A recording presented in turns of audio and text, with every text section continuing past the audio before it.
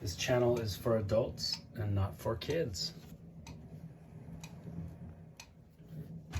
Hey guys, thanks for stopping back by. So as promised, we just got done taking a look at the smaller McFarlane Monster playsets, and I said I would come back and show you guys the larger figures, and that's what we're gonna do. So these larger monsters, they came out just a couple years after the playsets. These are from 2002, and these are more like what McFarlane was putting out, the 6 to 7 inch range action figures. This is his take on classic monsters. So what we're looking at right now is Dracula. It comes with all these rats that you can plug on his body. This one he's been chewing on. These skulls do not go to this Dracula figure, but they look like they might. Let's take a look at him.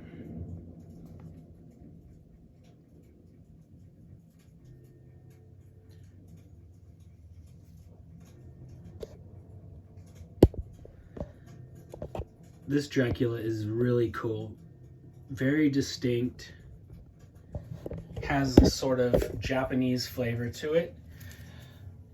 Looks like something that future models would have put out. Let's get a closer look at him. He has this cape, which is like skin, and then he has all of these chains and hooks hanging off of his body, like these giant fish hooks.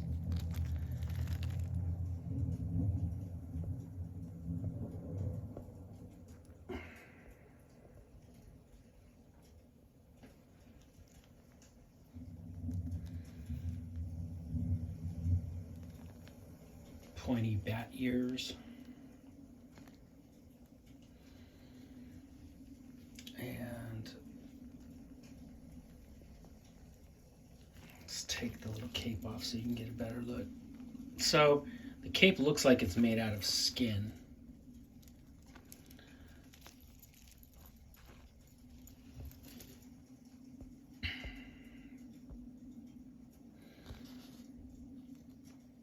It's all covered in blood and veins, but they're obviously his wings. Looks sort of like Spawn's cape.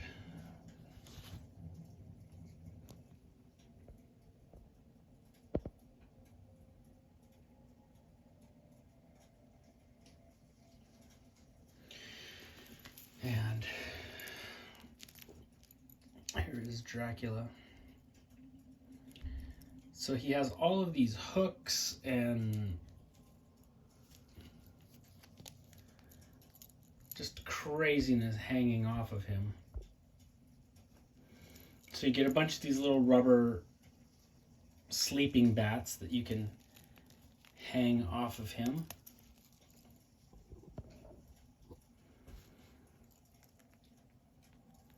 You can take the bats off.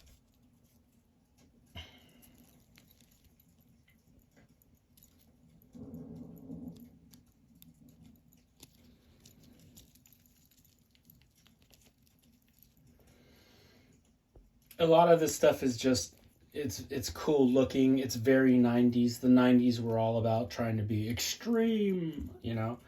Like this serves no purpose. Having all these crazy fish hooks and wires and shit in his body, it doesn't do anything. It's not like it's got like a function. It just looks crazy, and that basically sums up the 90s. It was all about looking extreme and looking crazy, but even though it might not make a hell of a lot of sense. But yeah, this looks more akin to something like future models would have put out, something to do with Devilman or one of Go Nagai's bad guys or Guillotina. Like crazy body modification stuff. He's got piercings and madness going on. But he is a very cool looking bat monster. It's a good looking figure. I like him. Even if all of this hanging bat stuff doesn't make a hell of a lot of sense, it's still cool looking. And so you can take these bats and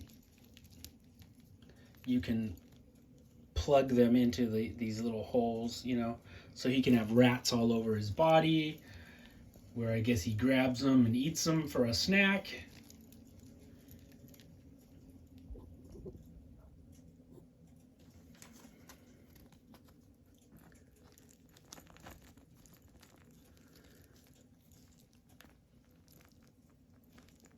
It's got cool feet.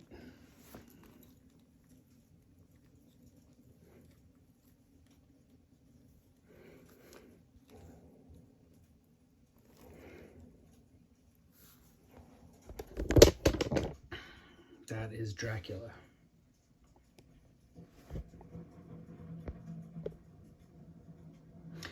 I used to have the werewolf, their Wolfman figure, but I sold him. The same thing with Frankenstein. I no longer have that one. I just kept the ones that I really was impressed with, that I really wanted to keep in my collection. So Dracula is one of those. No surprise, the creature from the Black Lagoon is one that I kept. Here he is called the sea creature. Again, just like the little figure. He's got a bunch of seaweed and starfish and seashells stuck to him.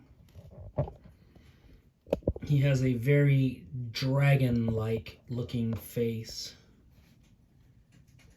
These fins are in a semi-transparent plastic.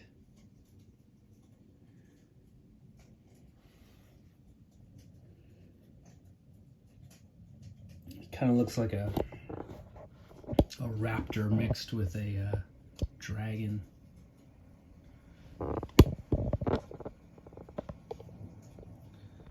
Yeah, very dragon-like appearance.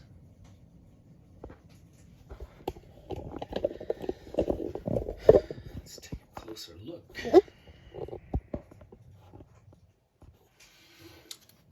So he's got a harpoon that he comes with. Some unfortunate sailor tried fighting him. Sailor's got his own hook shoved through his head.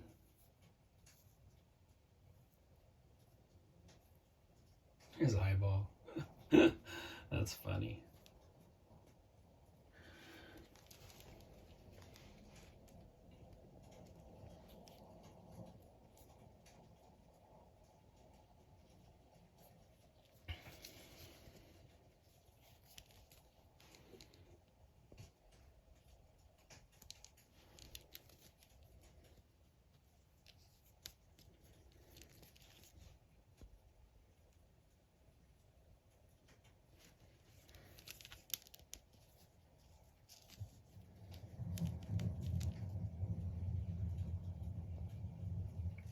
He's cool looking, but how would he see? Like, he's got no frontal vision. Like, it's obscured by these big things.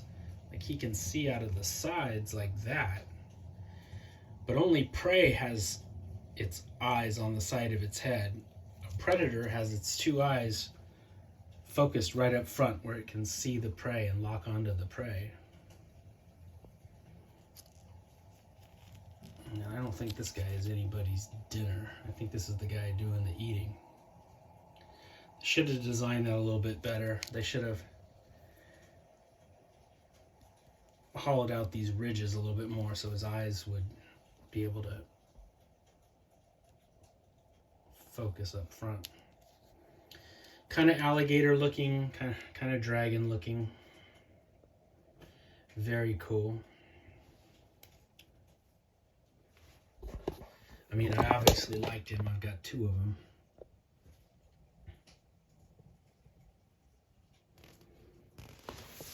Up next is McFarlane's version of the Mummy.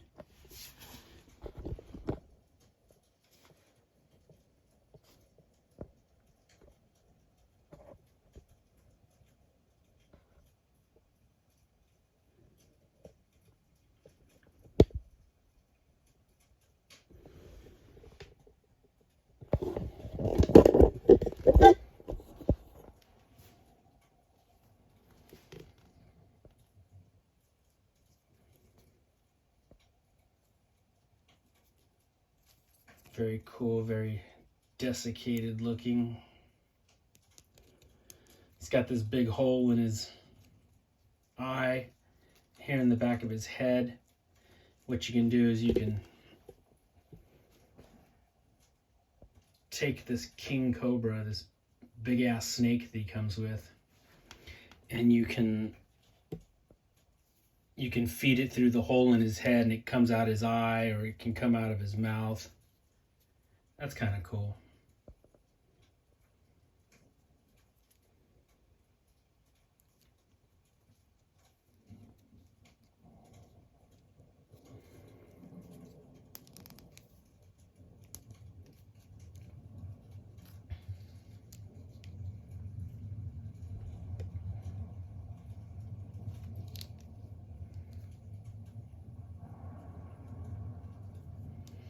Yeah, McFarlane definitely changed the game for action figures, and everybody else followed suit. He was the first to give us hyper detailed action figures, and although some of his stuff might look a little dated nowadays, you can thank him for making sure that everybody else followed in line. Like, we wouldn't have had a NECA and a Soda and an Art Asylum had it not been for McFarlane kicking the door down.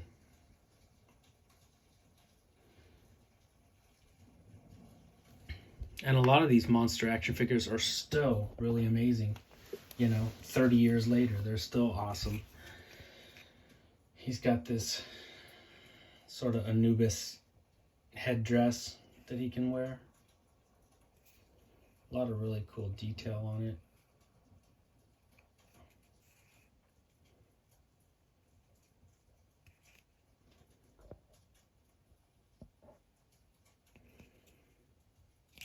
But yeah, he can wear that. He stores his weapons on his back.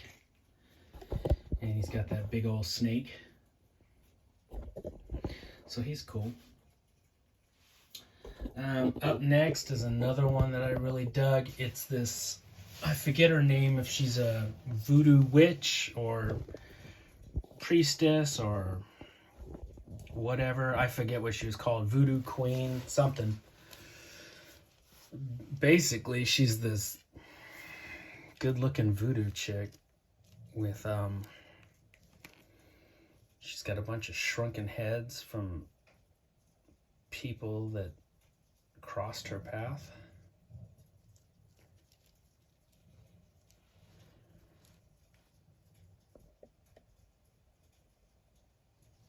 She's got a pretty face sculpt. She's got this big giant spear. She has I don't know what the hell these are supposed to be. I mean, I guess they're dreads, but they're like tentacles almost.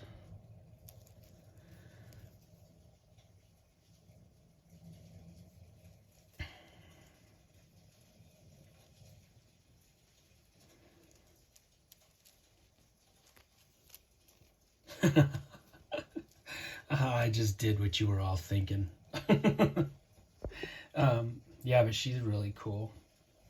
And she comes with this crazy like witch doctor mask, this giant mask which takes up like her whole, you know, her face is just right in there, up there at the top, but the, you know, the mask takes up like her whole torso.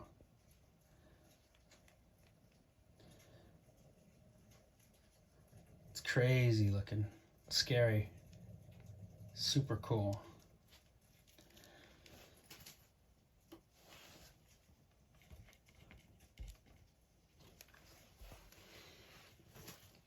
So I did not grab,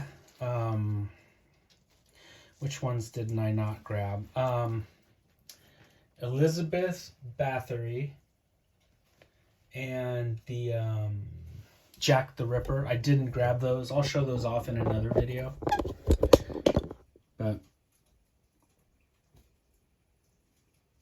these are very cool. And I do like these ones more than I like the monster playsets, just because these are a cooler size. They're bigger.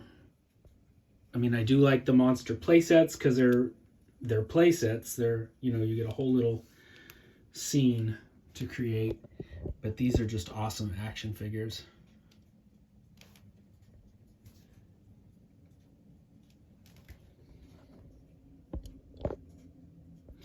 I have tons of McFarlane stuff, guys, so we will be revisiting the McFarlane stuff soon. I'll see if I can dig out the Elizabeth Bathory and the Jack the Ripper. But there's so much McFarlane stuff that I have that we'll get to all of it in good time. But do you guys remember these figures? Did you guys have any? Do you still have any now in your collection?